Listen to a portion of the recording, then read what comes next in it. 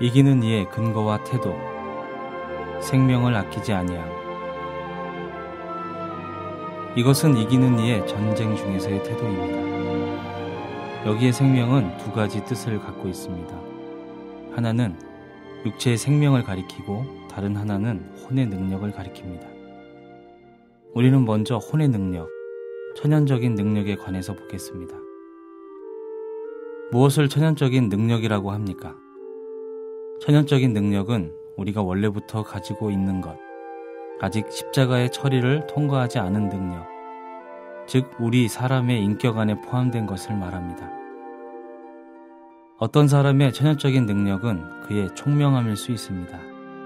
그는 무엇이든지 자기의 총명에 의지하여 합니다. 어떤 사람은 말주변이 그의 천연적인 능력이어서 특별한 성령의 능력을 얻지 않고서도 매우 말을 잘합니다. 그러나 사람은 십자가로 천연적인 능력을 처리함이 없이는 하나님을 섬길 수 없습니다. 교회의 실패는 사람이 그의 천연적인 재능을 교회에 가져오는 데 있습니다. 우리는 반드시 두려워하고 떨면서 주님을 떠나서는 아무것도 할 수 없는 사람이 되는 정도로 하나님의 다루심을 받아야 합니다.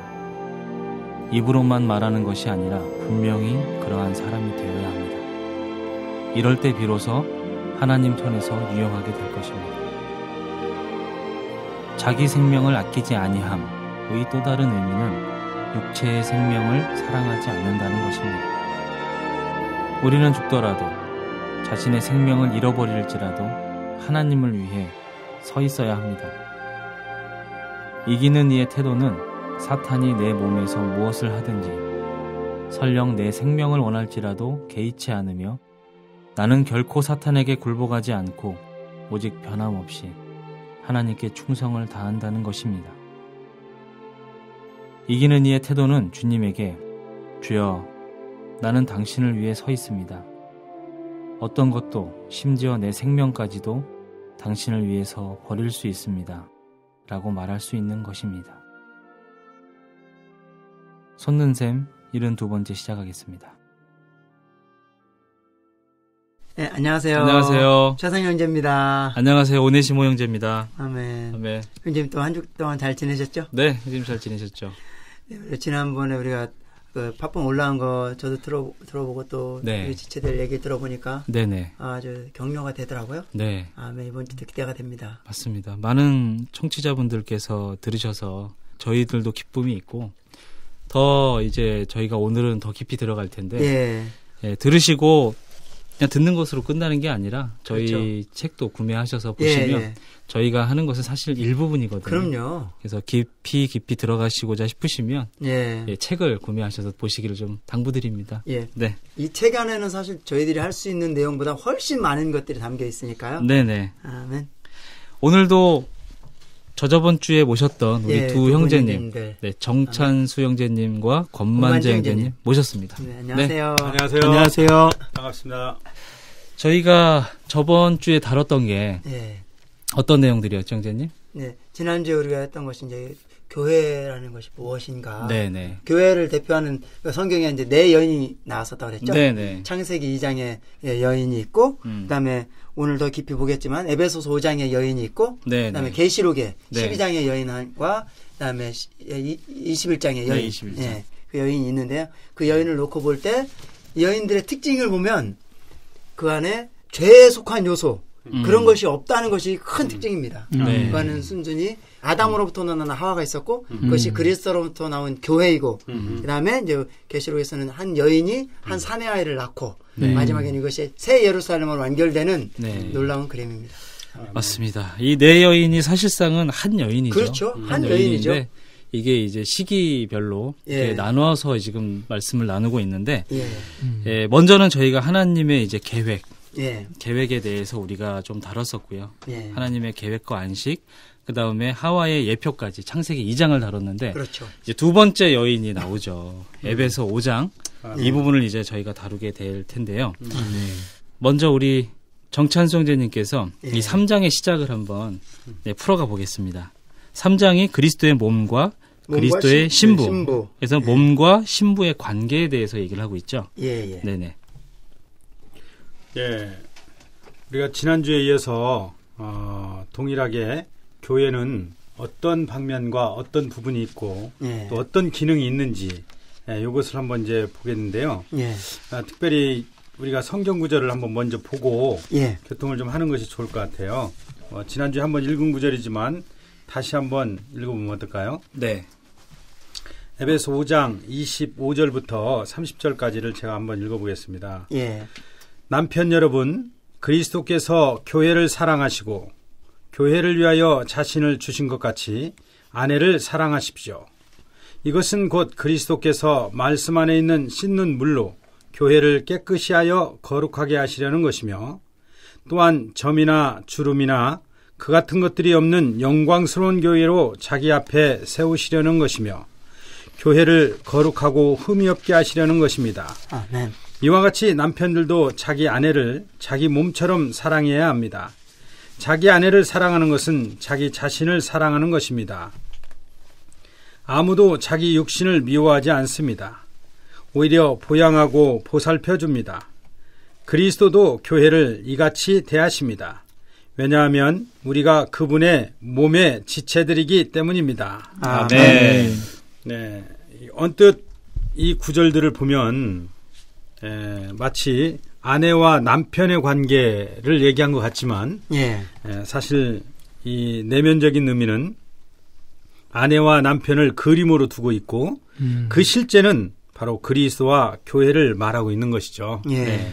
지난주에 우리가 말씀 나눴던 것처럼 하와는 아담의 일부로서 아담과 하나였고 또 아담으로부터 나온 것이 하와였기 때문에 그리스도로부터 나온 것만이 교회라는 거죠. 네. 그렇죠. 즉 아멘. 아담으로부터 나온 하와가 아담의 배필, 즉 아담의 신부가 될 수 있었던 것처럼 네. 그리스도로 나온 것만이 그리스도의 배필, 즉 네. 그리스도의 신부 아내가 될 수 있다는 것입니다. 네. 아멘.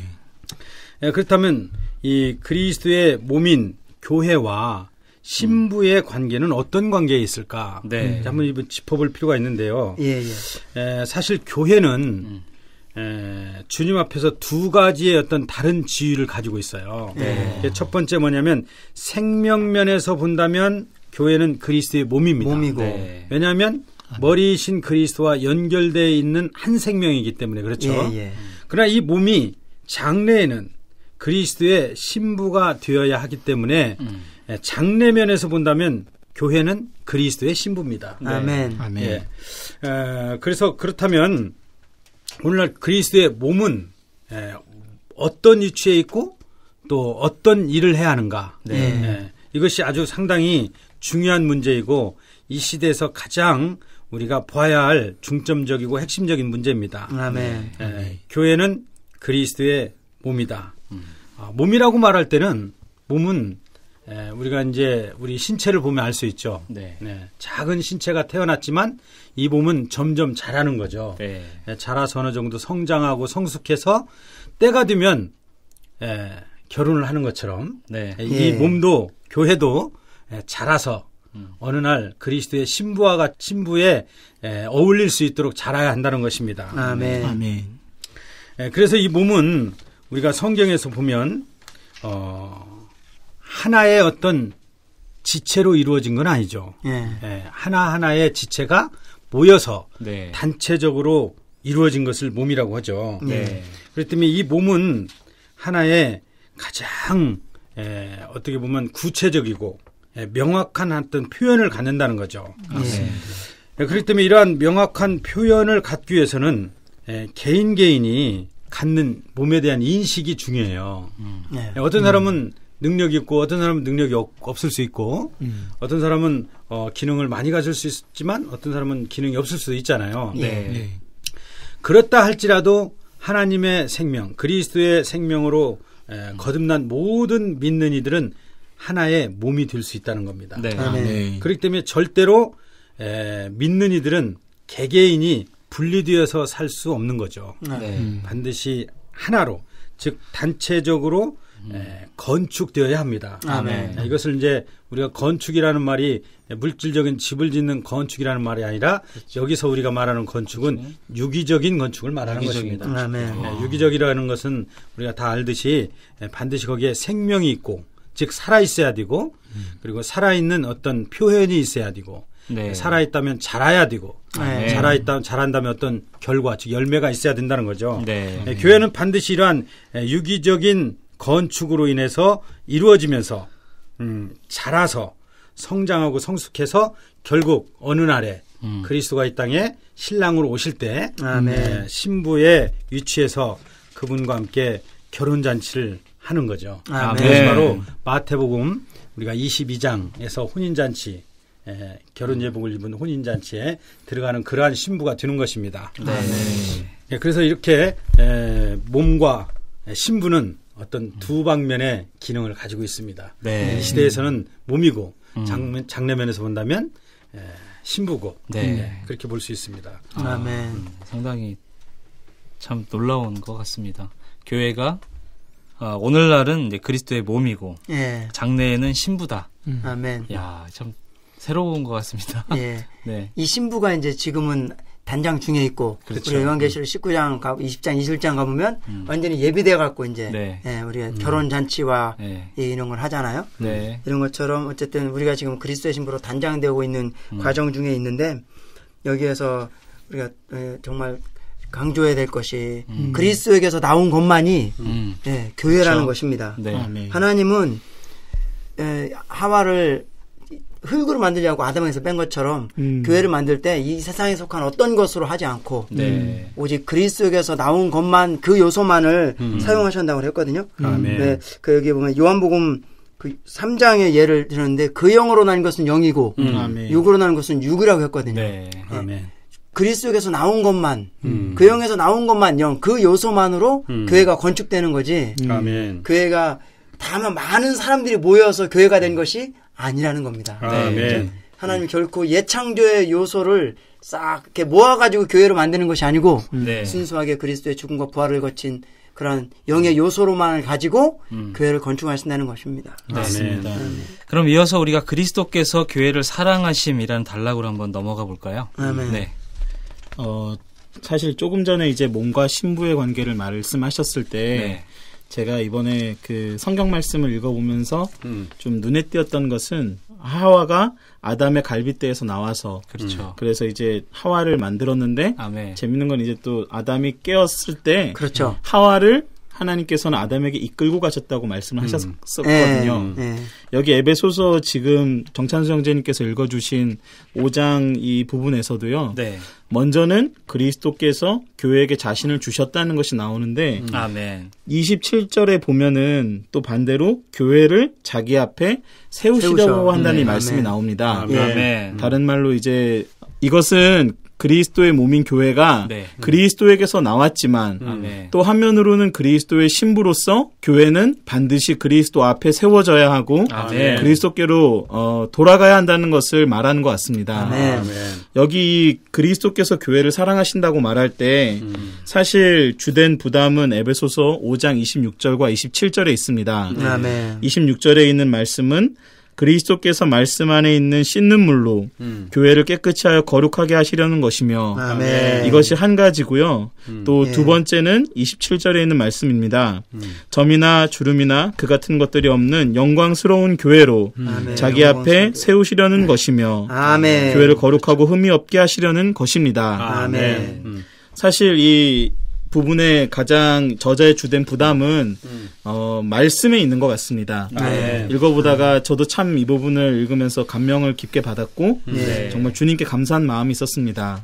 특별히 이 말씀을 말할 때 성경에서 이 헬라어가 이 말씀을 가리키는 것은 두 개의 단어가 있다고 여기 말하면서 하나는 로고스의 말씀을 말했고 하나는 레마의 말씀을 말했습니다. 예. 아마 이 청취하시는 분들께서도 성경을 관심 있게 보신 분들은 하나님의 말씀 이런 두 종류의 말씀이 있다는 걸 아실 겁니다.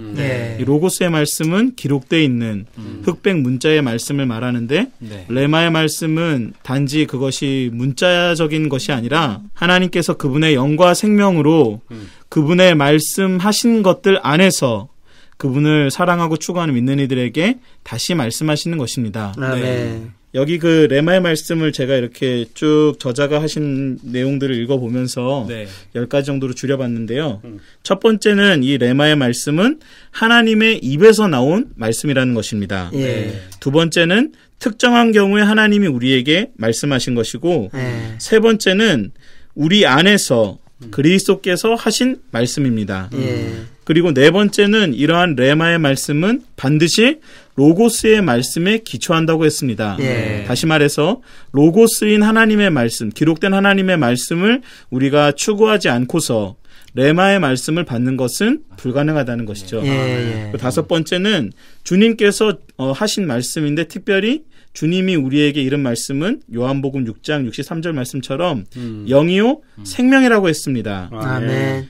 단지 문자적인 지식에 속한 말씀이 아니라는 뜻이죠. 여섯 번째는 주님이 하셨던 말씀을 다시 한번 그 사람 안에서 또 하시는 것입니다. 아멘. 그리고 일곱 번째는 주님이 개인적으로 직접적으로 계시하신 말씀이고 여덟 번째는 과거에도 하신 말씀이지만 오늘날 현재의 지금 우리에게 하시는 말씀이라는 것입니다. 아멘. 아홉 번째는 주님이 거듭해서 하시는 말씀이요 살아있는 말씀이고 마지막 열 번째는 주님의 영이 임했을 때 아멘. 어떤 우리가 일부러 하나님의 말씀을 기억하려고 해서 그것을 생각해서 말하는 것이 아니라 주님의 영이 임했을 때 우리에게 나오는 말씀을 레마의 말씀이라고 합니다. 아멘. 여기 교회의 역사상 이 교회가 사실 많은 어려움과 문제를 겪었던 것은 하나님의 요소가 부족해서라기보다 하나님의 요소가 아닌 것들, 그리스도에게서 나오지 않은 것들이 너무 많았기 때문에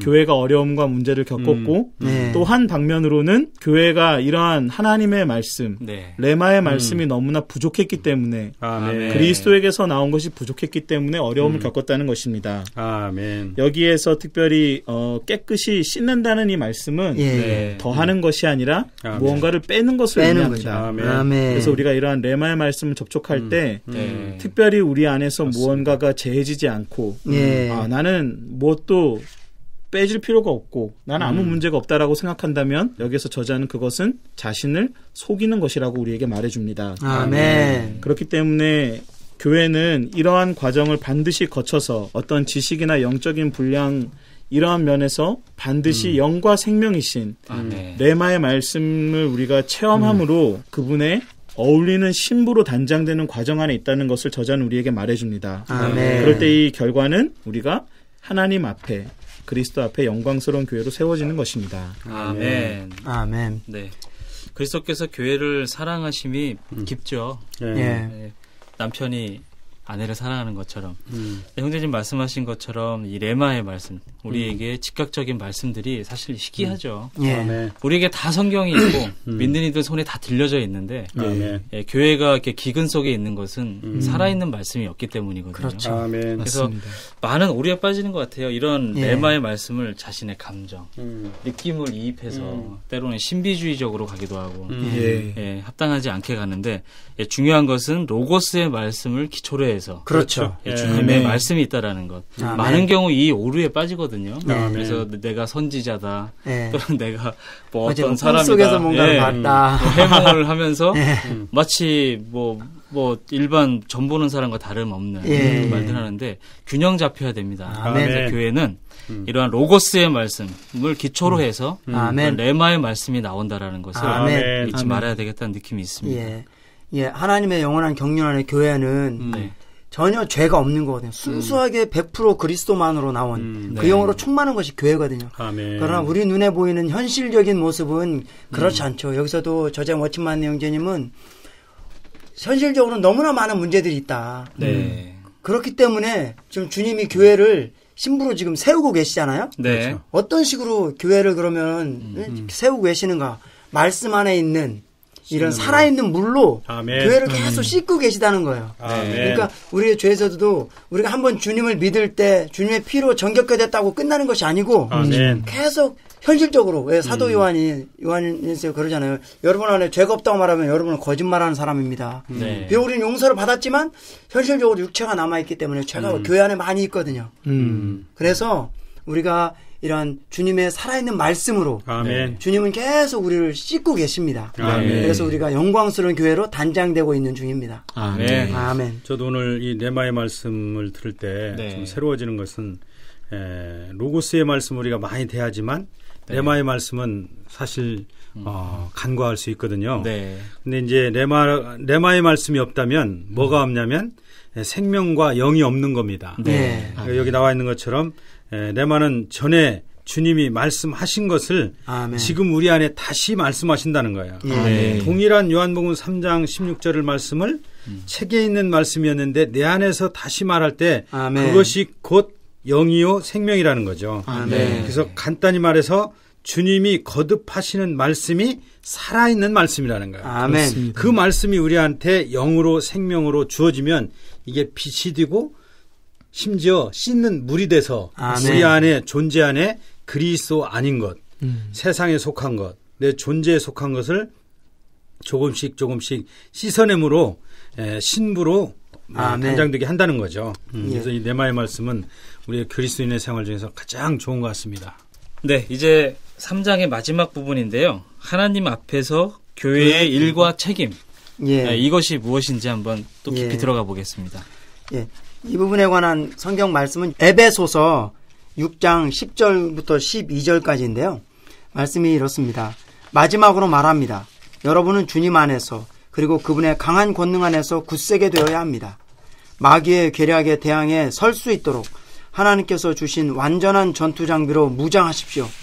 우리의 싸움은 피와 살이 있는 사람들에게 대항하는 것이 아니라 통치자들과 권세자들과 이 어둠의 세상 지배자들과 하늘들의 영역에 있는 악한 영적인 세력들에게 대항하는 것입니다. 오늘날 교회가 이 땅에서 신부로 단장되고 있는 그런 과정 중에서 교회 안에는 하나님 맡기신 책임과 일이 있다는 거죠. 교회의 일과 책임이 있는데 사실 우리가 지난 1, 2장에서 살짝 보았던 것입니다. 하나님의 영원한 경륜 안에는 그리스도로 충만한 교회를 얻는 것이 목표였습니다. 이것을 위해서 아담을 창조했고 그다음에 아담의 갈빗대로 하와를 건축했죠. 그런데 중간에 죄가 들어왔잖아요. 이것이 사탄 뱀의 모양으로 이제 죄가 들어와서 이제 이 세상이 하나님의 심판 아래 있게 되었죠.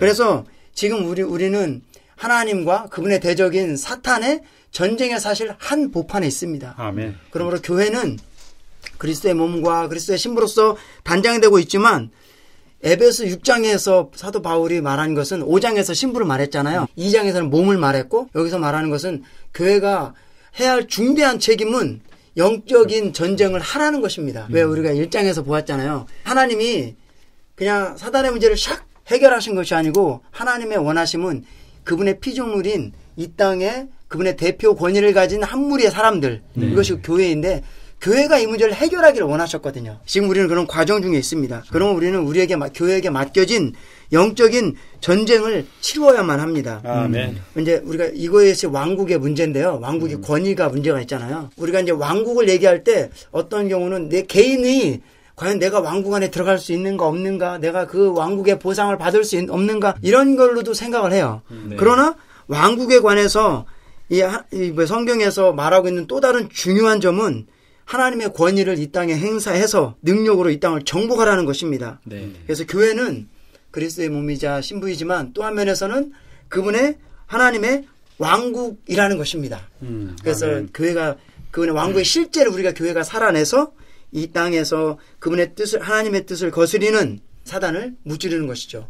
우리는 이 뜻을 어떻게 잘 알 수 있냐면 사복음서에서 주님이 이제 기도를 제자들에게 가르쳐 주실 때 뭐부터 했냐면 하늘에 계신 우리 아버지여 이름이 거룩히 여김을 받으시며 나라 임하오시며 뜻이 하늘에서 이룬 것 같이 땅에서도 이루어지이다. 주님이 가르쳐 준 기도의 첫 단락에는 하나님의 뜻이 하늘에서뿐 아니라 땅에서도 이루어지기를 바라는 마음이 있습니다. 이것이 그 하나님이 그분이 혼자서 하시는 것이 아니고 우리 교회가 그분의 갈망에 따라서 지금 하나님의 권위를 사실 행사해야 합니다. 아멘. 그죠? 그래서 우리가 이제 나중에 주님이 이 땅에 다시 오실 때 그분은 천년왕국을 세우실 것입니다. 그러나 주님은 그냥 어느 시간이 지난다고 오시는 것이 아니고 지금 우리가 그분의 길을 예비해 드려야 합니다. 네. 그래서 교회가 하나님의 왕국으로서 그분의 권위를 행사해서 사단과의 영적인 전쟁을 잘 수행을 해야 합니다. 네. 이제 형제님이 이 교회가 하나님 앞에서 어떤 일이 있고 책임이 있다면 영적 전쟁을 하는 것이라고 말씀하실 때 교회는 진짜 이 땅에서 영적 전쟁이라고 했거든요. 근데 이 영적 전쟁에서 우리가 그러면 직접 싸우는 사람들이냐? 사실 그런 것은 아니거든요. 네. 이제 싸우는 것이 아니라 이미 싸움은 그리스도께서 하셨죠. 이미 승리하셨고. 그래서 우리는 그 승리 위에서 그 승리를 지키는 거죠. 대적을. 그러니까 이제 에베소 6장에 보면 거기에 많은 영적인 그 용어들이 나와요. 진리의 허리띠나 의의 흉배나 이런 것이 나오지만 신발을 신고 서라고 그랬거든요. 달리거나 싸우라 이렇게 하지 않고 섰다는 것은 지킨다는 거거든요. 그러니까 승리를 지키는 거지 승리를 이렇게 정말 우리가 위해서 싸우는 건 아니에요. 그래서 우리는 어떤 자세냐? 방어하는 자세라는 거죠. 그러니까 지키는 겁니다. 이미 그리스도께서 십자가에서 승리를 해놓으셨잖아요. 그리고 사탄은 처리됐고 그는 이미 법정으로 말하면 판결을 받은 거죠. 집행만 남은 겁니다. 그 집행은 나중에 우리가 천년왕국 때 하기 때문에 지금 이 시대에서는 우리는 영적 전쟁의 전사로서 이 싸움을 승리한 싸움을 지키기 위해서 함께 그리스도의 몸의 지체로서 지키는 겁니다. 아멘. 네. 저는 그 저자가 끝부분에서 말하는 것에 대해 약간 부담이 있는데요. 조금 읽어드리면서 말씀드렸으면 합니다.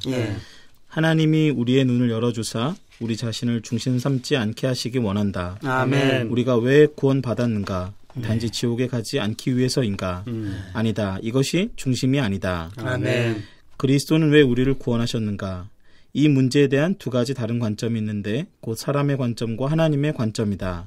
우리는 이 문제를 단지 사람의 관점에서만 보아서는 안 되고 반드시 하나님의 관점에서도 보아야 한다. 부디 우리에게 이상을 주사 주님이 교회에게 위임하신 책임을 볼 수 있기 바란다. 아멘. 정말 우리가 자신의 어떤 구원과 자신이 하나님의 왕국에 들어갈 수 있는지 관심을 많이 하는 것은 사람이기 때문에 한면으로는 어쩔 수 없는 것 같습니다. 그러나 또 한면으로 우리를 교회가 되게 하신 것에 대해서 하나님이 원하시고 하나님이 또 우리에게 주신 책임이 있다면 우리가 그러한 것을 보고 특별히 이러한 영적인 전쟁에서 깨어있을 필요가 있는 것 같습니다. 아멘. 네, 저희의 전쟁이 혈과 육이 아닌 것은 분명한 것 같습니다. 네, 나타나는 것에 우리가 일희일비하지 않는 것은 우리의 전쟁이 영적인 것이기 때문입니다. 네, 아주 3장을 저희가 짧은 시간이지만 숨가쁘게 달려왔습니다. 그리스도의 몸과 그리스도의 신부에 대해서 저희가 다루어 봤습니다. 저희가 찬송을 한 곳 듣고 다시 4장, 이제 좀 더 깊이 있는 계시록 12장의 여인, 세 번째 여인을 만나보도록 하죠. 아멘. 네, 찬송가 듣고 오겠습니다.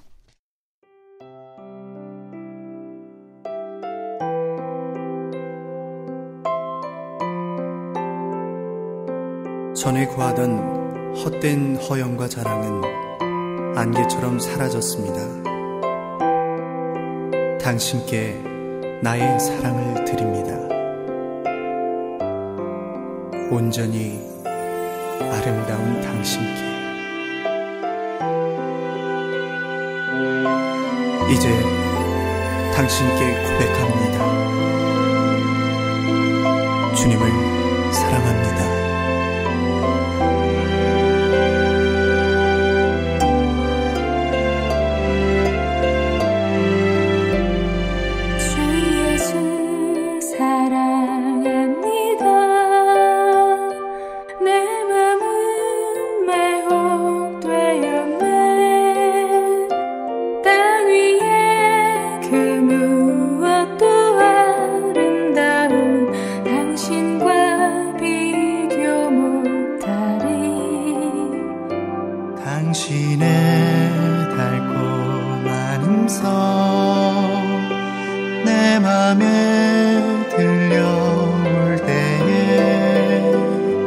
전에 구하던 헛된 허영자라 안개처럼 사라졌네. 당신께 나의 사랑 드리리. 온전히 아름다운 당신께 나의 모든 것 소유하소서. 주 예수 사랑합니다. 더 이상 나의 감정에 따라 흔들리지 않게 하소서. 이제 당신께 고백합니다. 주님을 사랑합니다.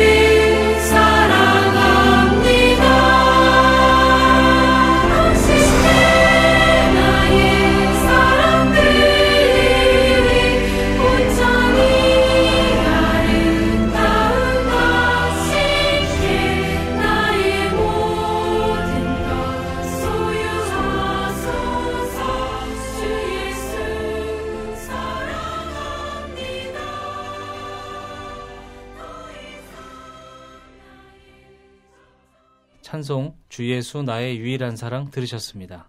우리는 이미 이제 창세기 2장의 여인을 보았습니다. 거기에는 하나님의 영원한 뜻 안에서 하나님이 그분의 이름을 영화롭게 하시기 위해 어떠한 사람을 얻기 원하시는가를 말하고 있는데요. 에베소서 5장에는 다른 여인이 있었습니다. 그 여인은 바로 창세기 2장에 있는 여인의 실제이죠. 그것은 사람이 타락한 이후에 하나님이 그분의 본래의 목적을 이루기 위해서 어떻게 일하시는가를 말합니다. 자, 이제 우리는 계시록 12장으로 들어가 보겠습니다. 여기에 또 다른 여인이 있는데요. 궁금합니다. 여기 계시록 12장에 보면은 한 여자가 나오고 그리고 또 2절에 보시면 사내 아이가 나오고 있습니다. 창세기 2장에서도 여자가 나오고 그리고 에베소서 5장에서도 한 여자가 나오고 그리고 계시록 여기 12장에서 또 한 여자가 나옵니다. 창세기 2장의 여자는 하나님의 영원한 목적 안에 있는 여자를 말한다면 에베소서 5장에 있는 여자는 장래 교회가 어떻게 될 것인가를 말해주고 있고요. 그리고 여기 요한계시록 12장에 있는 여자는 특별히 마지막 때의 여인을 말합니다. 저자의 부담은 특별히 이 여인과 사내아이가 특정한 어떤 사람을 지칭하기보다 단체적인 그분의 믿는 이들을 말하고 있는데요. 여기 계시록 12장에 나오는 여자는 역대로 모든 하나님의 선택하신 백성들의 총체라고 말한다면 사내아이는 이 여인 가운데 있지만 여인의 생명과 하나된 생명을 가지고 있지만 무언가 특별한 부분이 그 여인 안에 있다는 것을 말합니다. 아이를 이제 먼저 그 잉태했다고 말할 때는 그 아이가 여인 안에 있는 거잖아요. 그렇죠. 그러나 이제 그 어떤 고통의 과정을 통해서 여기서 여인이 아이를 해산하게 되는데 해산하는 순간 이 아이는 여인의 몸 밖으로 나오게 되고 여기 특별히 요한계시록 12장 5절에서는 이 여자가 낳은 아들, 이 사내 아이가 하나님과 하나님의 보좌로 이끌려 올라갔다고 말합니다. 그리고 그 뒤에 장면에서는 여자가 광야로 피신하고 고난의 과정을 통과하는 이야기들이 나오는데요. 우리는 여기서 이 한 여인이 한 사내 아이를 낳은 것에 대한 이상을 볼 필요가 있는 것 같습니다. 이것은 분명히 역대로 모든 믿는 이들을 포함하는 교회가 창세기 2장과 그리고 에베소서 5장에서처럼 교회를 예표한다는 것은 우리가 알고 있잖아요. 그러나 이 여인에게서 한 사내아이가 나왔다는 것은 무언가 이 여인에게서 특별한 부분이 나왔다는 것을 우리에게 얘기해 주는데요. 사내아이는 남자의 생명이잖아요. 그리고 여인은 여자의 생명이고 우리가 다 알다시피 남자는 여자보다 강하지 않습니까? 그 강한 어떤 부분이 생명이 나와서 물론 두 사람이 생명이 하나이지만 뭔가 강한 부분이 나와서 하나님과 하나님의 보좌로 이끌려갔다는 것은 거기에서 하나님의 뜻을 수행하기 위해 이 사내아이가 휴가된 것을 우리가 볼 수 있습니다. 그래서 우리는 이 여인을 알아야 할 뿐 아니라 특별히 교회 안에서 무언가 이 강한 한 무리에 이기는 이들이 있다는 것을 이 말씀을 통해 이상을 볼 필요가 있는 것 같습니다. 계시록 12장에 나와 있는 이 여자, 사실은 이 여자가 누구인가? 라고 물을 때 이 질문은 아주 큰 질문입니다. 학자들마다 많은 논란이 있어왔던 질문이기 때문에 우리가 이것을 이상과 계시 안에서 풀지 않으면 우리도 혼란 속에 빠질 수 있는데 어쨌든 이러한 영광스러운 교회라는 책을 통해서 우리가 볼 수 있는 것은 첫째, 이 한 여자가 특징이 있어요. 먼저는 해를 입었다고 그래요. 몸으로. 해를 입으면 몸 전체가 햇빛이 있다는 거죠. 그리고 발 아래는 달이 있었고 달이 있었죠. 또 머리에는 12별의 면류관을 썼다고 했습니다. 근데 이 12장 1절 이거 읽어보면 첫 번째 그 말이 표징이라고 합니다. 그것이. 하늘에 큰 표징이 있었습니다라고 시작되죠. 이것은 하나의 표징입니다. 그래서 표징으로 본다면 해를 입고 있었다는 것은 신약 시대를 표징하는 것입니다. 왜냐하면 신약에서 그리스도가 해로서 우리에게 오셨고 그 해로 오신 그분은 우리에게 은혜를 주시는 분이기 때문에 신약을 은혜 시대라고 하죠. 그렇기 때문에 한 면에서 이 여자는 은혜 시대 안에 있는 여자고 또 한 면에서는 달이 있었잖아요. 성경에서 달은 구약 시대를 말합니다. 달은 우주적으로 볼 때 해의 빛을 받아서 빛을 발하죠. 그 구약은 신약의 하나의 그림자입니다. 그리고 또 12별의 별을 면류관으로 썼다고 그랬는데 여기 12별은 성경학자들이 동일하게 말하는 것은 이것이 바로 12족장들. 즉 아브라함을 포함한 이스라엘 백성의 12족속을 뜻하는 족장들을 뜻하는 겁니다. 그렇기 때문에 새 시대의 한 여인을 말하는 겁니다. 즉 족장들과 구약들과 은혜 시대, 아까 형님이 교통한 것처럼 모든 믿는 이들의 총체를 이 여인이 갖고 있는 거죠. 근데 이 여인이 임신을 했어요. 그래서 이 임신에서 낳는데 어떤 아이를 낳았다는 거죠. 실제로 우리가 이것을 어떤 여인이 아이를 낳는다고 생각한다면 이것은 표징이 되잖아요. 이것은 하나의 표징이기 때문에 이 여인이 수많은 믿는 이들을 갖고 있는 이 여인에게서 나온 사내 아이는 여기 보면 어떤 일을 하냐면 철장으로 다스린다고 해요. 그렇죠.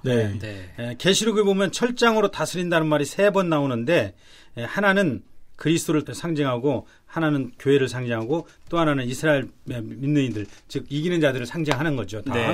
어쨌든 여기에서는 이 사내 아이는 분명히 이기는 이들을 상징합니다. 이기는 이들이 하늘 보좌로 휴거되죠. 가장 먼저. 이것은 12장은 이제 11장에서 일곱째 나팔까지 불고 시작되는 부분이기 때문에 예. 이제 심판에서 새로운 시기가 시작되는 거예요. 예. 그렇기 때문에 이 사내 아이는 적어도 온 인류를 통해서 하나님을 믿으면서 이긴 믿는 이들이 비록 죽어 있었지만 주님이 오실 때는 살아서 하나님의 보좌로 휴거된 아주 강한 이기는 자들이죠. 네. 네. 이렇게 보면은 아마 분명할 겁니다. 예.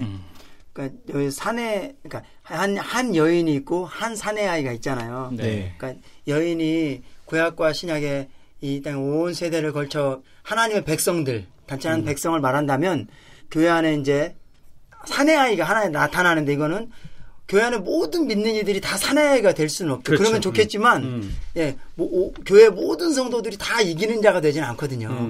이처럼 더 강한 부분, 교회 안에 더 강한 부분이 교회를 통해서 이 땅에 나오는 거죠. 그렇죠. 그리고 더 강한 부분이 이 땅에 와서 다스리는 겁니다. 철장으로. 예, 예. 어쨌든 이 여인과 이 사내 아이의 부분을 통해서 우리는 여전히 하나님 영원한 뜻 안에 있는 교회의 그런 역할과 책임과 임무를 볼 수가 있습니다. 네. 예, 특별히 또 한 방면에 여인도 있지만 예. 여기에 크고 붉은 용 한 마리가 마리가 나오죠. 그러니까 창세기에 나와 있는 그 뱀이 예, 뱀도 강해졌네요. 예, 그렇죠. 오래됐으니까 예, 커졌습니다. 거기에 이제 그 여인 앞에 이제 해산하려고 하는 그 아이를 이제 삼키려고 예, 서 있었습니다. 예. 그래서 정말 교회의 이러한 영광스러운 교회를 가장 박해하는 게 누군가? 우리가 싸우는 게 혈과 육이 아니듯이 그렇죠. 예, 이 사탄도 결국은 영적인 이기는 이들을 집어 삼키는 게 그들의 일이군요. 그렇죠. 예, 그렇습니다. 예, 맞습니다. 예. 네. 그리고 여기 보면 계시록 12장에 보면 이제 11절에는 여러 형제들이 나오거든요. 그렇죠. 네. 그러니까 한 사내 아이는 단수로 맨 차일드 하나거든요. 네. 근데 여러 형제들이랑 나온 거 보면 역대로 있는 수많은 많은 형제들이 한 단체적인 사내 아이를 이룬다는 것입니다. 네. 어쨌든 이 사내 아이가 이제 12장 5절에서는 하나님과 그 보좌 앞으로 올려가더라. 네. 이제 휴거가 나오는데요. 네. 휴거되는 것도 보면 이것도 얼마나 많은 그런 해석들과 논쟁들이 있습니까? 저도 그 90년대인가요? 그때 예. 우리나라도 한번 휴거로 그렇죠. 한번 휘말렸죠. 몇 번 뭐 제가 군대에 있었을 때 나오라 그러더라고요. 거기에 소속된 사람을. 휴가 되니까. 그러니까 이 휴거가 얼마나 많은 믿는 이들 또 믿지 않은 이들에게 이슈였습니까? 예. 감정적이고 또 이것도 여전히 신비적으로 접근하면 큰 오류에 빠질 수 있는 부분이죠. 그렇죠. 그래서 이 사내아의 휴거에 대해서 교통 한번 부탁드립니다. 그러니까 이 사내 아이는 휴거가 어디로 되냐 보면 하나님과 보좌 앞으로 휴거가 되거든요. 원래 성경에는 여러 가지 휴거 형태가 있잖아요. 그러니까 모든 휴거된 사람이 보좌 앞으로 휴거되진 않거든요. 네. 예. 뭐 공중으로 가는 사람도 있고 그런데 어쨌든 이걸 놓고 보면 특별한 휴거라는 것은 분명합니다. 네. 이 사내가 그러니까 이기는 자라는 거죠. 이 사내와 휴거에 관해서 일어나는 일들의 몇 가지 원칙이 있는데요. 이 사내 아이가 아까 정찬수님 읽어주신 것처럼 철장으로 만국을 다스릴 자입니다. 네. 우리는 다시 한번 하나님의 목적으로 가야 합니다. 창세기로부터 보면 형상과 통치권이 있잖아요. 네. 교회에 대한 하나님의 목적은 이 땅에 왕국을 가져오는 것이고 이 땅을 사단을 처리하고 그다음에 이 땅을 다스리는 것입니다. 네. 결국 이것은 분명히 이루어질 것이고 우리는 그 과정 가운데 있습니다. 네. 이거를 놓고 보면 많은 사람들이 다 권위를 행사할 수 있는 건 아니거든요. 네. 우리가 이스라엘 역사만 놓고 보더라도 이스라엘 12지파들이 다 하나님을 섬기고 막 잘 그러진 않았잖아요. 네. 그러니까 가나안 땅 들어간 이후로도 왜 사사들이 나온 다음에 또 실패하고 막 그러잖아요. 그러니까 사람들이 실패를 많이 하거든요.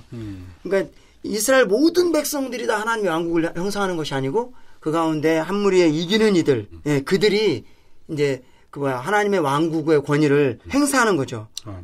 그리고 또 포로댐 같은 데서도 돌아올 때 보면 우리가 잘 아는 히스기야나 수룹바벨이나 이런 사람들을 놓고 보면 왜 바벨론이나 이집트에 포로된 사람들이 다 돌아와서 왕국을 재건하거나 그러진 않았거든요. 네. 소수의 무리만 돌아온 거거든요. 그렇죠. 남아있는 무리가 훨씬 많았어요. 이것이 오늘날에도 이 사내의 원칙으로 동일합니다. 이 땅에 글쎄요, 지금 인구가 70억이 넘은 지가 몇 년 됐는데 그 가운데 믿는 이들도 아마 수십억이 될 거예요. 그럼 그 믿는 이들 다 사내 아이처럼 뭐 이 땅을 왕국으로 다스리느냐, 그렇게 되면 좋겠지만 그렇지 않다는 것입니다. 그러므로 우리는 이 교회 안에 있다고 다가 아니고, 구원받았다고 나는 구원받았으니까 문제없어가 아니고, 이 구원받은 후로 사내 아이가 되려는 이렇게 갈망을 가지고 그분의 뜻을 분명히 보고 그분의 권위를 이 땅에서 행사를 해야 할 필요가 있습니다. 네. 저는 이번에 그 사내 아이 휴거를 말씀하실 때 계시록 12장 5절과 6절과 그리고 7절에서 9절까지 이렇게 보면 사내 아이가 하나님과 하나님의 보좌로 이끌려 올라간 다음에 거기서 큰 전쟁이 하늘에서 일어나고 그 결과로 큰 용, 옛뱀이 내던져진다고 말을 합니다. 그렇기 때문에 여기서 사내 아이는 특별히 큰 용, 옛뱀과 전쟁에서 하나님과 하나님의 보좌가 오직 하늘에서 하나님과 하나님의 보좌만 남기고 더 이상 이 큰 용과 옛뱀이 하늘에서 활동할 수 없이 땅으로 던지는데 중요한 역할을 하는 한 무리의 사람이라고 느껴집니다. 그렇기 때문에 우리가 교회 안에서 믿는 이들로서 많은 여러 가지의 생활과 환경 안에 있지만 반드시 교회가 가진 하나님의 어떤 하나님이 교회에게 주신 책임을 보고 특별히 이 큰 용과 옛뱀을 향해서 아까 3장에서도 최상영 형제님께서 얘기해 주신 것처럼 하나님의 통치권을 행사하는 것, 이 부분에서 정말 우리가 깨어있고 잊어버리지 말고 이 책임을 정말 감당하고자 하는 마음을 가지고 책임에 우리 존재를 드릴 필요가 있는 것 같습니다. 아멘. 네, 그러면 이러한 사내 아이 얘기를 들어볼 때 우리가 자연스럽게 이기는 이의 근거와 태도가 궁금해집니다. 우리 다 이기는 자가 되고 싶지 않습니까? 어떻게 하면 될까? 그렇죠. 이 부분을 그러면 저희가 마지막으로 짚어보겠습니다. 아멘. 계시록 3장 21절을 보면 이기는 그에게는 내가 내 보좌에 함께 앉게 하여 주기를 내가 이기고 아버지 보좌에 함께 앉은 것과 같이 하리라, 이런 말이 있어요. 그래서 여기서 사내 아이가 보좌에 앉을 수 있는 것은 그가 이미 승리를 얻었기 때문이죠. 그렇죠. 그렇다면 이제 우리는 어떻게 그들이 승리를 얻었는지, 동시에 또한 그들이 어떠한 태도를 가지고 있는지를 한번 봐야 됩니다. 그래서 첫 번째는 여기 계시록 12장 11절을 한번 제가 읽어보겠습니다.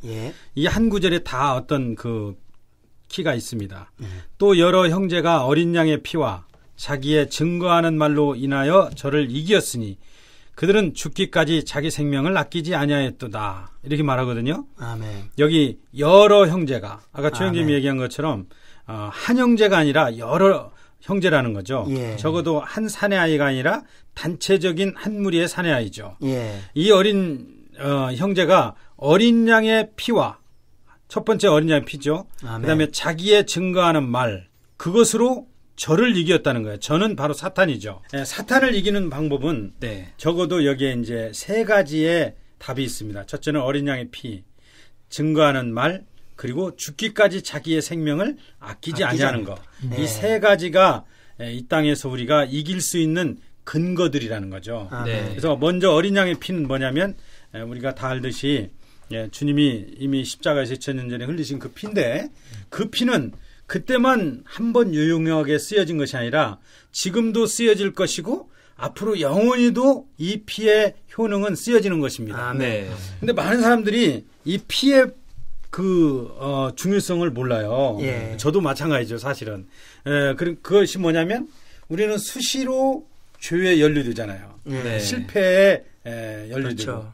그럴 때마다 나는 실패했구나, 난 또 죄에 연루됐구나, 나는 정말 기도할 수 없고 집회에 갈 수도 없고 찬송도 할 수도 없고 심지어 말씀을 전할 수는 더더욱 없구나, 내가 드린 헌금은 받아들여질까, 막 이렇게 정죄받을 수 있거든요. 그러나 그럴 때 주님은 이 보혈을 적용하라는 거예요. 아멘. 특별히 우리가 이 죄를 대할 때 태도는 어떠한 태도였냐면, 이미 흘리신 그 보혈로 그 사탄이 참소하는, 그게 다 사탄의 참소잖아요. 사탄은 하나님께만 우리를 참소하는 것이 아니라 우리 양심에 대고 참소하는 거거든. 그렇죠. 그럼 우리가 약해지는 거예요. 그러니까 그렇게 참소함으로 우리 앞에 서 있군요. 그렇죠. 그럴 때 우리는 그것을 가볍게 보면 안 돼.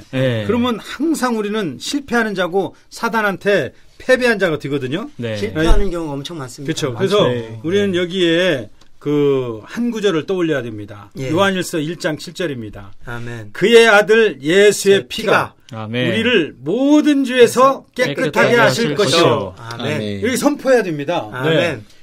주님의 피는 모든 죄라고 했거든요. 큰 죄나 작은 죄나 생각 안에서나 생각 밖에서나 우리가 느낀 죄나 느끼지 않은 모든 죄를 다 포함해서 깨끗하게 했다고 했기 때문에 아멘. 그걸 적용해야 돼요. 그러면서 사단에게 공격해야 됩니다. 네가 나를 이렇게 참소하냐? 그래, 나 실패했어. 내가 심지어 죄도 졌어.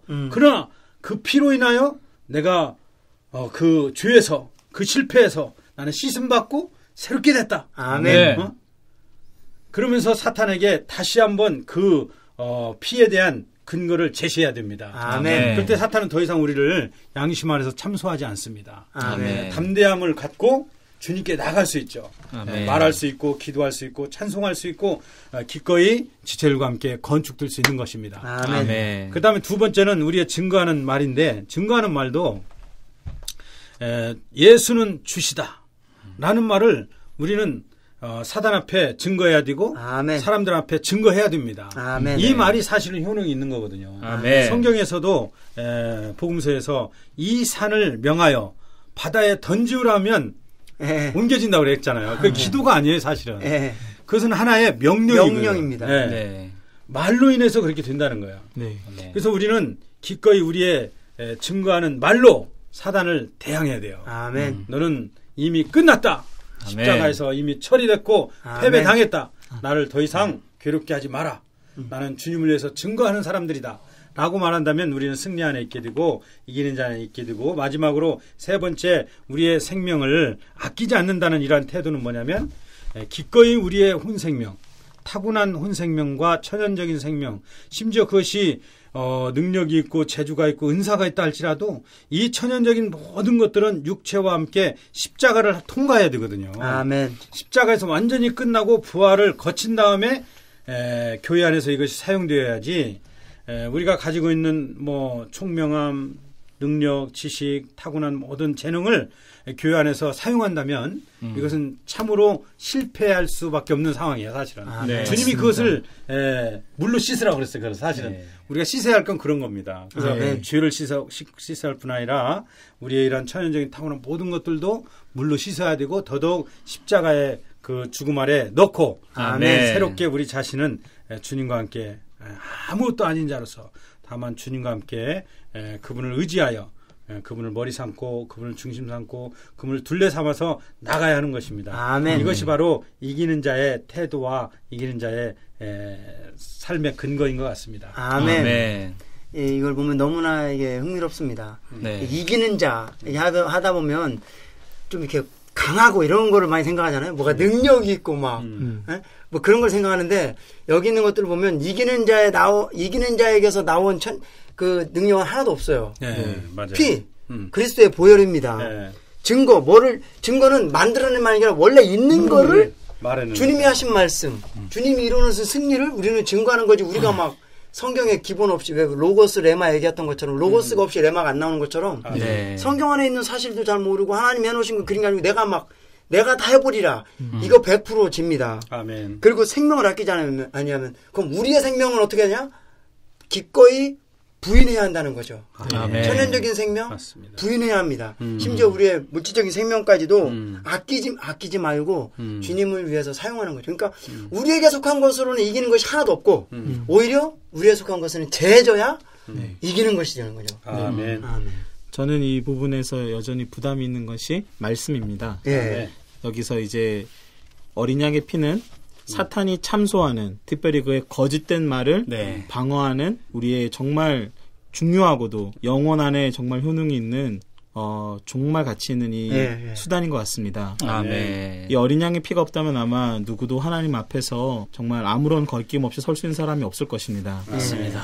그리고 또한 무엇보다 사탄이 참소하는 것이 거짓된 말이잖아요. 그렇죠. 그것이 사실 하나님이 원하지 않는 말씀이시고 그렇기 때문에 하나님은 이 참소를 이길 수 있는 우리에게 중요한 수단을 주셨습니다. 아멘. 그리고 또 한면으로는 우리의 입에서 하나님의 말씀이 나와야 합니다. 아멘. 단지 자신에게 하는 것이 아니라 다른 사람에게 하나님의 말씀을 우리는 증거하는 증거하는 사람이 되어야 합니다. 아멘. 여기 증거라고 말할 때 사실 이 증거는 일반적으로도 우리가 증거라는 말을 많이 사용하지만 특히 이제 그 법에서 어떤 판결을 내기 위해서 증거라는 말이 많이 사용되잖아요. 그것은 상당한 법적인 효력을 지니고 판결에 큰 영향을 미칩니다. 그렇기 때문에 이 증거는 하나님이 그분의 이미 십자가에서 예수 그리스도의 죽음과 부활을 통하여 심판을 내리신 것을 집행하는데 너무나 중요한 것입니다. 그분은 우리가 이러한 증거하는 것, 우리가 그분의 증인으로서 그분의 말씀을 말해내는 것을 필요로 하십니다. 사실 그 속된 말이지만 세상에서도 두 사람이 싸울 때 목소리 큰 사람이 이긴다 그러잖아요. 지금은 아직 이 사내아이가 휴거되지 않았기 때문에 여전히 사탄이 보좌에서 참소하는 말, 아무런 효력이 없는 말, 거짓된 말을 쏟아내고 있고 심지어 이 땅에 있는 믿는 이들에게도 그러한 말을 쏟아내고 있습니다. 그러나 이 사내아이가 휴거되고 났을 때는 더 이상 그의 말이 효력이 없다는 것이 드러날 것이고 증거와 효력이 있는 그 말이 보좌와 하늘에 가득하게 될 때 그는 땅으로 쫓겨나게 될 것입니다. 아멘. 사실 하나님의 마음의 갈망은 단지 땅으로 이 큰 용을 쫓겨내는 것뿐만 아니라 사실 무적행으로 불못으로 그를 던지시는 것이죠. 아멘. 이 땅에서도 그의 지위가 없기를 원하시는 것입니다. 아멘. 그래서 지금 현재 이 시대는 이러한 사냐의 원칙에 따라서 우리가 생활을 훈련할 수 있는 좋은 시대인 것 같습니다. 아멘. 네, 이기는 자. 많은 믿는 이들이 관심하는 부분입니다. 이기는 자 하니까 참 한국 사람들이 특히 이기는 거 좋아하시잖아요. 1등. 항상 1등만 얘기하고 2등과 3등은 TV에 나오지도 않잖아요. 큰 문제입니다. 그게. 근데 어쨌든 성경에서 말하는 이기는 자는 우리가 세상에서 쟁취하고 남을 짓밟고 올라가는 이런 것이 아니라 아닙니다. 건축되는 거라는 그렇죠. 거죠. 전혀 다른 거거든요. 지체들을 존중하고 지체들을 사랑하면서 그 교회의 본질인 그리스도를 서로 나누고 제사장처럼 서로 세워주는 이럴 때 이기는 자가 된다는 것은 정말 중요한 것 같습니다. 이 보혈을 적용함. 이게 보혈을 적용할 때 우리 양심이 깨끗해지기 때문에 담대히 증거할 수 있지 않습니까? 그래서 우리가 수시로 이런 보혈을 적용하고 우리가 증거하는 말로 사탄을 대항하고 여기 특히 생명을 아끼지 아니함. 이 휴거하면 떠오르는 게 순교예요. 무섭거든요. 막 죽어야 되고 막 근데 이 사실은 한 번 죽는 건 어떻게 보면은 한 번의 큰 결단으로 가능하지만 여기 보면 이 생명이 이 혼의 능력이거든요. 그러니까 어떻게 보면 이 혼을 죽음으로 가져가는 건 우리 일생의 문제거든요. 그렇죠. 내가 하고 싶은 것을 하지 않고 주님의 말씀을 듣고서 멈추고 심지어는 내가 먹고 싶은 고기를 지체를 위해서 그 나의 요구를 사망에 던지는 바울 형제님처럼. 그래서 이러한 이 혼의 죽음, 이게 진정한 죽음이라는 것이죠. 그렇죠. 날마다 죽고 날마다 죽고 내게 사는 것이 그리스도고 나는 날마다 죽는 이게 진정한 이 죽음이라는 것입니다. 계시록 3장 7절에 보면 빌라델비아 교회가 나오죠. 계시록에 나오는 거에 보면 이기는 자의 특징이 나옵니다. 여기에 3장 8절에 내가 적은 능력을 가지고도 그렇죠. 이기는 자는 사실 능력이 없거든요. 아멘. 우리는 방어만 하면 됩니다. 사실 능력이 적다라는 것은 100이면은 30, 40을 얘기하는 게 아니라 0에 가까운 거거든요. 없다가 맞는 말이에요. 그러니까 능력이 없어요. 이기는 자가. 모든 믿는 이들은 희망을 가져도 됩니다. 능력이 없습니다. 그리고 나의 말을 지켰고 단순합니다. 주님의 말씀. 말씀을 지키고 그 다음에 나의 이름을 부인하지 않기 때문이다.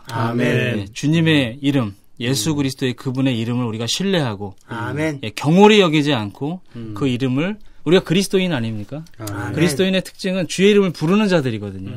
주 예수님, 주 예수님 그분의 인격을 우리가 믿는 예, 이러한 특징을 갖고 있다는 걸 볼 때 네, 정말 우리에게 위로가 되고 아멘. 누구나 이기는 자가 될 수 있습니다. 아멘. 네, 아멘. 자기 생명을 아끼지 아니함의 또 다른 의미가 네. 육체의 생명, 아까 형님이 잠깐 언급했는데 육체의 생명까지도 예. 사랑하지 않는다는 거예요. 그렇죠. 네. 그러니까 우리가 죽더라도 자신의 생명을 잃어버릴지라도 하나님을 위해 서 있어야 한다는 거죠. 아멘. 네. 심지어 이제 우리가 정말 주님이 곧 오신다면 아마 위험에 닥칠 수도 있잖아요. 적 그리스도가 나타나면 그때 만약 정말 우리 앞에 그러한 생과 사의 선택의 기로에 있을 때 아멘. 우리가 생명을 우리 천연적인 육체의 생명을 존중한다면 우리는 이기는 자의 대열에 낄 수 없을 것이고 만약에 천연적인 타고난 생명을 기꺼이 죽음으로 넣고 주님을 위해서 간증을 지킨다면 우리는 또 다른 왕국 안에서의 아멘. 다스리는 위치, 신부의 위치에 쓸 것입니다. 아멘. 아멘. 네. 오늘도 아주 가슴에 뜨거움이 있습니다. 우리가 4장을 지금 새롭게 지금 두 번째 여인, 세 번째 여인을 다루어 보았습니다. 예. 네, 저희가 다다음 주에는 이제 5장에 있는 마지막 여인, 계시록 21장에 어린 양의 아내를 볼 것인데요. 예. 네. 기대가 됩니다. 아멘. 여기에 바벨론이 나오고 새하늘과 새 땅, 하늘에서부터 내려오는 새 예루살렘, 이러한 부분이 나옵니다. 예, 우리가 지금 영광스러운 교회를 보고 있는데요. 지금 우리 1장, 2장, 3장, 4장을 보고 있습니다.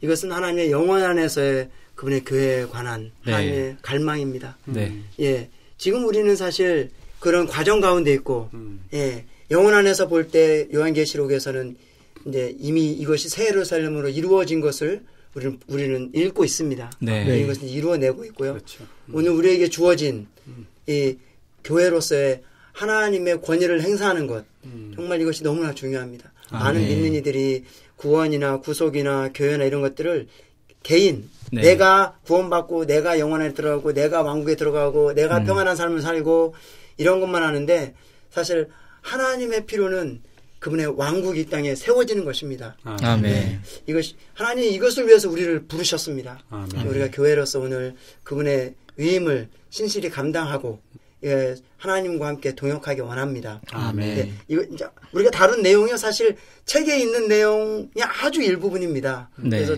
청취하시는 분들 정말 주님의 은혜가 있으시면 이 책을 꼭 구입하셔서 그 안에 있는 내용들을 보시면 저희들이 말씀드린 것보다 훨씬 큰 감동을 얻으실 것이라고 100% 믿습니다. 네. 저희가 말씀드리는 부분은 이제 책에서 작은 부분입니다. 그래서 우리 애청하시는 분들이 이 영광스러운 교회를 리디북스나 한국복음서원 kgbr.co.kr에서 구입하셔서 읽어보신다면 더 큰 풍성 안으로 인도되시리라 믿습니다. 다다음 주에는 저희가 마지막이죠. 5장과 6장. 6장은 사실 부록입니다. 사실 5장에서 끝나는데요. 그렇죠. 네, 저희가 창세기 2장, 에베소서 5장, 계시록 12장까지 다루었는데요. 이제 마지막으로 마지막 한 여인, 계시록 21장과 22장에 있는 여인을 다루도록 하겠습니다. 아멘. 제목이 거룩한 성, 새 예루살렘입니다. 아멘. 기대가 됩니다. 네. 사실 준비하는 저희들도 조심스럽기도 하고 가슴도 벅차고 심장이 두근두근거립니다. 네, 하나님의 이러한 깊이 있는 계획 안으로 저희들이 더 깊이 들어가 보도록 하겠습니다. 아멘. 오늘 말씀 같이 나눠주신 우리 정찬수 형제님, 고만재님 감사합니다. 감사합니다. 다다음 주에 또 뵙겠습니다. 네. 저희 팟빵에 보시면 각 에피소드마다 이 에피소드에 후원하기라는 버튼이 있습니다. 누르시면요 후원하실 수 있고요. 지금까지 후원해주신 많은 애청자분들에게 감사의 말씀 드리고요. 댓글 남겨주시면 저희들이 전자책을 선물로 드리도록 하겠습니다. 계시록 12장 11절은 그 형제들은 어린 양의 피와 자기들이 증언하는 말로 그를 이겼으며 그들은 또한 죽기까지 자기들의 혼 생명을 사랑하지 않았다라고 말하고 있습니다. 영적인 전쟁에서 승리를 얻을 수 있는 근거는 어린 양의 피에 달려 있습니다. 피는 죄사함과 구원을 위한 것일 뿐 아니라 또한 사탄을 이기는 근거입니다. 마지막으로 러시안 필하모닉의 죄짐 맡은 우리 구주 들으시면서 손는셈 마치겠습니다. 감사합니다.